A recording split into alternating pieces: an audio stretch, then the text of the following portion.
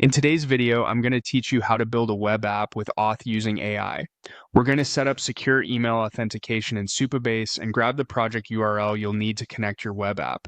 Even if you're new to Supabase, don't worry. I'll walk you through the exact screens you'll see and explain why each step matters for an AI-enabled app. First, head to the Supabase dashboard in your browser and sign in. From the main workspace, create a new project. You'll see a button to start a new project right on the dashboard. Go ahead and click that. Supabase will guide you through a short setup flow.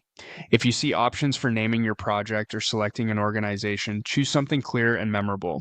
The goal here is simply to create a project container that will hold your database, authentication, and API. Once the project is created, click into it from the dashboard. That opens your project's control panel with a left-hand sidebar. This is where you configure everything: database, storage, and auth. Since our focus is authentication, let's move straight there. In the sidebar, click Authentication. This section controls how users sign up and sign in. For an AI web app, even a simple email login can be enough to protect routes and personalize features like chat history, prompt libraries, or usage limits per user. Inside Authentication, find the Sign In or Providers area. This is where you turn on the methods you want to support, such as email, magic links, or third-party providers. For now, we'll enable email. Open the Auth Providers view and select Email. You'll land on a panel with a toggle to enable the email provider. Turn it on.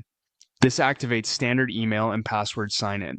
If you prefer passwordless options like magic links or one-time codes, you can explore those in the same area later. But for this setup, enabling email is enough to get your app authenticated. After enabling email, make sure you save your changes. Look for the Save button on that screen and confirm. Saving is important. Supabase won't apply the provider unless you explicitly save, and your sign-in flow won't work without it. With Email Auth enabled, let's grab the project URL you'll use to connect your web app. Go to Project Settings from the sidebar. Inside Settings, look for the API or Data API section. This is where Supabase exposes your REST and real-time endpoints along with the base project URL. Open the API settings and locate the project URL field. This is the base URL you'll reference when initializing the Supabase client in your web app. Click the copy icon next to it to copy it to your clipboard. A quick security tip: treat your keys carefully. The project URL itself is fine to share in client code, but never expose private keys. When you integrate your app, you'll pair this URL with a public client key intended for the browser. Any server-side keys should stay on the server or in secure environment variables. Keeping these separated ensures your AI features and user data stay protected. At this point, you've set up the foundation you need: a Supabase project, email auth enabled, and your project URL ready. In your web app, you'll use that URL to initialize the client and wire up sign up and sign in forms.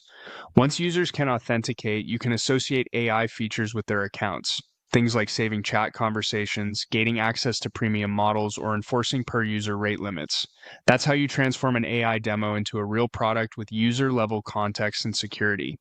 If you want to refine the experience, revisit the Auth Providers page later to adjust email confirmations, password strength rules, or passwordless flow settings. You can also customize email templates so your users receive branded messages when they sign up or reset a password.